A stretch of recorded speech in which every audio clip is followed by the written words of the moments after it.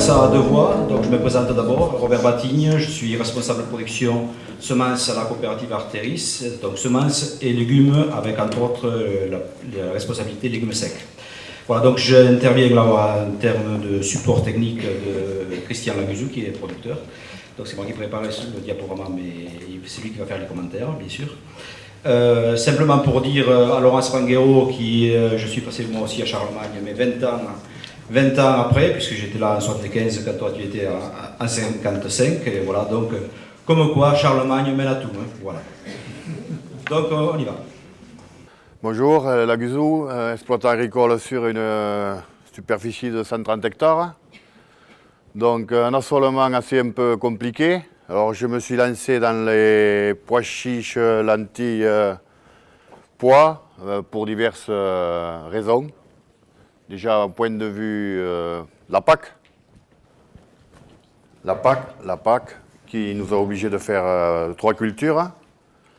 Bon, moi j'en fais plus, mais c'est pas grave.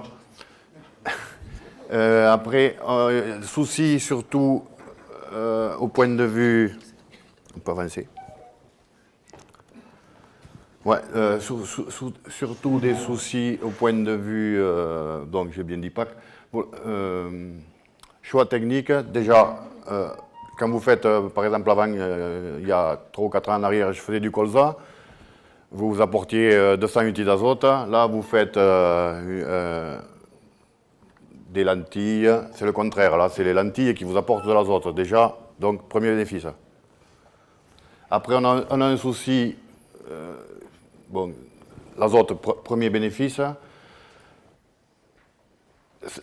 Seconde, comment m'expliquer, l'année d'après, quand vous ressemez, vous avez donc cet azote qui est apporté, que vous n'avez pas à remettre, c'est plus facile à travailler. Donc déjà, on n'a pas de... Après, on a équipement matériel, c'est exactement le même que les autres. Et puis, après le blé, vous faites ceci, donc ça étalonne un peu le travail. Le but aussi, c'était la maîtrise de l'herbe, parce que bon, j'ai beaucoup diminué le tournesol, à cause notamment du datura et du xanthium. Et là, comme c'est une plante qui est beaucoup plus courte, on est beaucoup moins embêté. Voilà mes principaux arguments. Et je suis sur quand même un climat...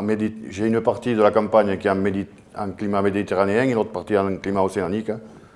Donc j'ai semé sur les deux climats. Pour le moment, je n'ai pas vu de différence. Voilà, malgré la sécheresse. Après, quoi dire de plus sur la culture ?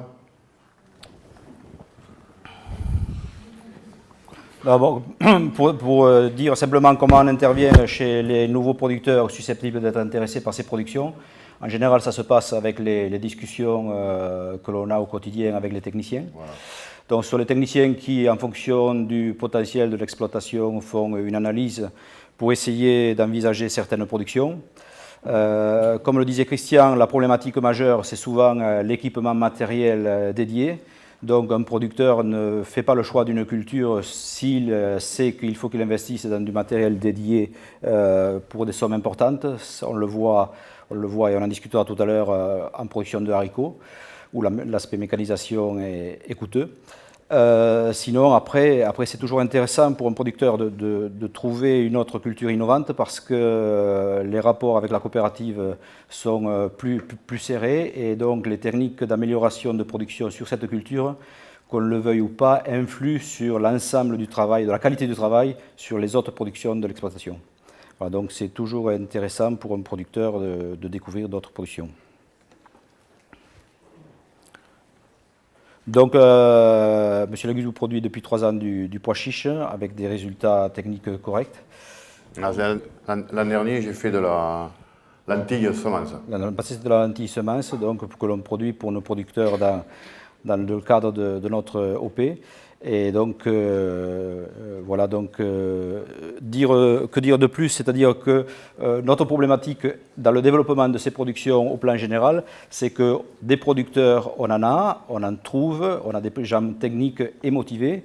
Notre souci du moment, c'est si on arrive à développer ces productions, ce sera bien entendu la problématique parasitaire, que ce soit en termes de champignons ou d'insectes. Et donc là, il faut qu'on s'y attelle plus que sérieusement si on veut avoir des productions conséquentes pour nos adhérents. Voilà, donc tu l'as fait la conclusion? Oui, donc diversification, rentabilité, donc, je vous dis, c'est surtout rentabilité meilleure qu'une céréale classique. Pourquoi? Parce que, bon, toujours ce problème d'azote, là, c'est la lentille qui vous rapporte de l'azote, donc on n'a pas à la mettre. En fait, l'azote vient tout seul, quoi. Bon, et les débouchés, on a la chance d'avoir une bonne coopérative, donc j'espère que ça va continuer, voilà, et que ça va s'agrandir. Donc là aussi pour dire, le contexte économique évolue vite et fort. Vite et fort, il y a quelques années, 10 ou 15 ans, donc les cultures dites spéciales étaient des cultures qui étaient là pour amener un potentiel de plus-value sur l'exploitation. Mais le monde a changé. Maintenant, ce sont les cultures céréalières traditionnelles qui fluctuent de façon forte en matière de prix au cours de l'année. Et la force de ces cultures-là, maintenant, c'est qu'on est capable de proposer à l'agriculteur, avant le semis, une quantité potentielle, une qualité potentielle et un prix déterminé. Et donc là, ça enlève un souci majeur à l'agriculteur d'avoir cette incertitude de prix qui, par les temps qui courent, n'est pas rien. Merci. Donc, André Charrier, Académie d'agriculture. Est-ce que vous pouvez nous préciser par rapport à ce témoignage et cette présentation donc, sur votre activité production semences, est-ce que ça entraîne pour l'agriculteur des contraintes supplémentaires par rapport à une production simple de lentilles par exemple? Deuxièmement, est-ce que le contrat est annuel ou est-ce que vous avez une assurance sur un contrat pluriannuel de production de semences? Et troisièmement, quel est quand même le niveau de plus-value en pourcentage? Donc en termes de production de semences pour les trois productions que l'on propose aux agriculteurs, lentilles, pois chiches, haricots. Donc les contraintes techniques sont le fait d'avoir des agriculteurs techniquement performants, c'est-à-dire qu'on prend des agriculteurs anciennement producteurs de la même production en conso, qui techniquement ont de bons résultats. En termes d'isolement, il n'y a pas de problématique majeure puisque cette culture est peu présente dans nos territoires. Donc là, ça va. Donc ensuite, en termes de suivi technique, le suivi technique est plus poussé, puisqu'on a la problématique de vérifier que d'un point de vue sanitaire et de pureté variétale, on est bien. Ça nécessite, ou ça peut nécessiter, si le cas se présente, de passer pour faire des épurations. Là, c'est en général la coopérative qui s'en charge pour avoir un œil un peu plus aguerri. Et ensuite, donc, en termes de qualité, il faut que, bien sûr, l'énergie germinative et la faculté germinative soient au rendez-vous. Sinon, une semence qui ne germe pas, ce n'est pas une semence. Donc, dans ce cas-là, si tel est le cas, elle est déclassée en conso, puisqu'on peut la valoriser en conso. Et sinon, ensuite, en termes de rémunération supplémentaire, c'est plus par un aspect suivi technique plus présent et donc évolution technique du producteur que ça se réalise. C'était quoi ensuite la deuxième partie? Donc les contrats sont tous annuels en lentilles et pois chiches, donc c'est en fonction des perspectives de vente que l'on détermine les volumes de production, bien entendu. Il n'y a qu'un haricot où on a un engagement moral, donc il n'est pas écrit, avec les producteurs, puisque vu, comme on va le voir tout à l'heure, la nécessité d'avoir des investissements mécaniques coûteux, donc là on s'engage plutôt à fournir les producteurs sur une durée minimale de 3 voire 5 ans.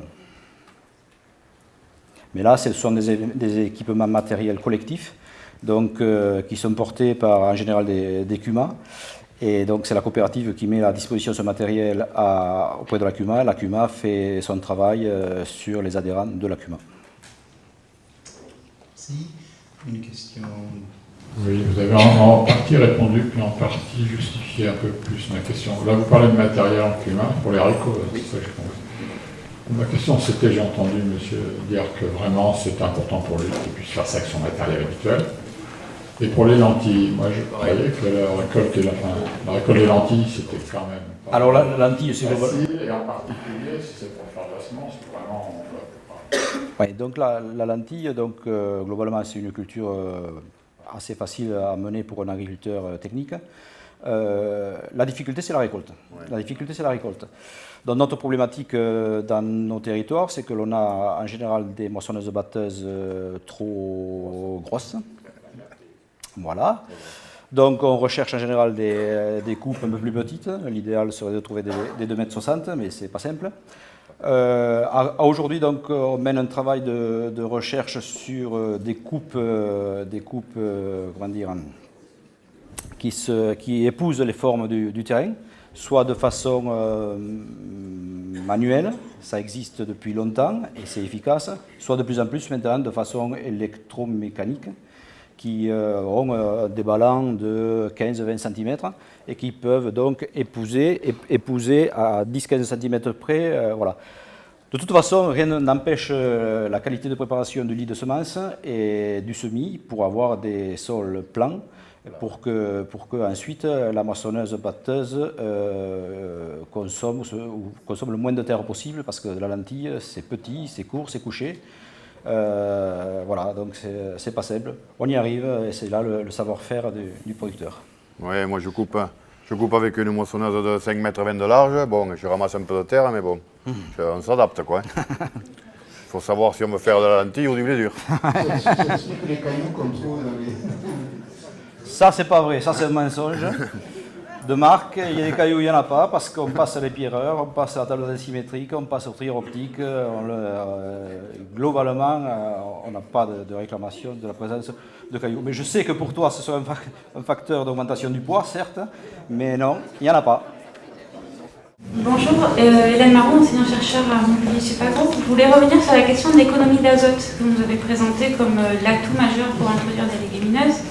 J'aurais voulu savoir, selon vous, cette économie d'azote, elle vient finalement de la réduction de fertilisation que vous faites sur les cultures qui viennent après la légumineuse, ou plutôt du fait que dans votre assolement, vous avez maintenant une plus forte proportion de cultures qui n'ont pas besoin de fertilisation, puis si vous les avez introduites au dépend de la surface en blé, par exemple. Alors déjà, dans la culture qu'on implante, là, la lentille, pois chiche, tout ça, le jet engrais, vous en servez pas, déjà, première des choses. Ça, c'est fini. On verra l'année d'après. Et l'année d'après, vous faites un blé, par exemple, dessus. Si un blé, normalement, il faut apporter 200-210 unités d'azote, et bien avec 160, vous en avez assez. Donc finalement, le gain d'azote, il vient... Donc l'azote, c'est la culture, la plante que vous implantez vous rapporte de l'azote. Donc en fait, vous gagnez de l'argent. Enfin, pour moi, l'argent que je ne sors pas, pour moi, c'est le premier bénéfice. Donc, pour moi, on gagne l'argent. C'est très clair. Et avec les réglementations européennes actuellement très contraignantes en matière d'utilisation d'azote, les blés qui suivent, et notamment les blés durs, qui suivent les cultures légumineuses, sont bien meilleurs. Mais c'est vrai également pour le blé tendre. Vous mettez 0 kg sur de la lentille, 0 kg sur des pois chiches, et l'année d'après, vous faites un blé, vous diminuez votre dose de 60 unités ou voire 70, suivant les terres. Donc, il n'y a pas photo, quoi. Premier bénéfice. Et leur bénéfice environnemental, parce que cet azote qui n'est pas utilisé, qui n'est pas apporté sur la légumineuse et sur le blé, c'est autant de méthane qui n'est pas consommé pour fabriquer les ammonitrates ou les sulfates, etc., etc. Une dernière question. Oui, j'en profite pour poser celle que j'ai envisagé de poser précédemment, et c'est sur les semences, et en particulier la diversité variétale. Et j'aimerais savoir s'il y a besoin d'un effort de recherche pour l'amélioration variétale de ces légumineuses localement. Et si c'est le cas, deux autres questions, à savoir est-ce que des démarches de recherche participative pourraient être de référence? Et pour information, et aussi l'autre question, est-ce que des coopérations avec le Sud, l'Espagne et le Sud Méditerranée, sont-elles envisagées? Seraient-elles bénéfiques? Et pour information, dans cette fois, savoir qu'on a eu 10 ans de soutien de l'Union européenne sur un projet circum-méditerranéen pour la sélection des légumineuses au déficit hydrique qui a été indiqué comme un facteur limitant majeur. Voilà, donc la problématique légumineuse, que ce soit lentilles ou pois chiches, donc et même haricots, hein, c'est le manque de sélection variétale. Ça, c'est évident. Plus personne ne s'intéresse à la sélection de ces plantes. Donc, avec Elisabeth, elle va prendre le relais pour vous répondre. On a mis en place en interne des schémas de sélection avec des partenaires portugais pour arriver donc, à avoir un renouvellement de ces génétiques, parce qu'on en est à ce point réduit à faire avec les moyens du bord pour essayer de faire évoluer les rendements, qualité et tout. Elisabeth, tu complètes s'il te plaît? Oui. Donc il y a 5-6 ans, on s'est aperçu qu'on avait très peu de variétés en pois chiches, ensuite en haricots, puis après en lentilles. Donc avec Robert et moi-même, on s'est fixé un défi, c'est-à-dire de voir au point de vue, puisque on voyait que personne, ça n'intéressait pas grand monde, la génétique là-dedans.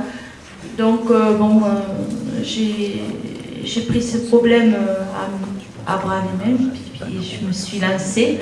Donc pour le pois chiche, je me suis appuyée sur l'INAO du Portugal avec monsieur et madame Belvindo. Donc on a fait 3 variétés supplémentaires parce qu'on n'avait que le twist et l'Elbard. On a mis en place Elixir Eldorado qui aujourd'hui font 2000 hectares. Ensuite, qui sont reconnus au GVS, hein, donc voilà. Et ensuite, donc, comme ça avait marché en pois chiche, on continue la sélection évidemment pour avoir d'autres variétés sous l'effigie de Semences du Sud. Comme ça avait marché en pois chiche, j'ai continué en lentilles. Donc en lentilles, donc là on a 2 variétés, 2 numéros qui marchent pas trop mal. En lentilles vertes, donc on les développe. Et là, je suis dans les haricots aussi, puisque bon, ça marchait pas trop mal en lentilles, en pois chiches. Donc on a commencé la sélection du haricot type lingot, avec 4 numéros qui sont produits en semences pour le syndicat des haricots et donc pour Arteris. Voilà, donc on améliore petit à petit. C'est pas évident parce que bon, c'est très long, mais bon, on y arrive, quoi.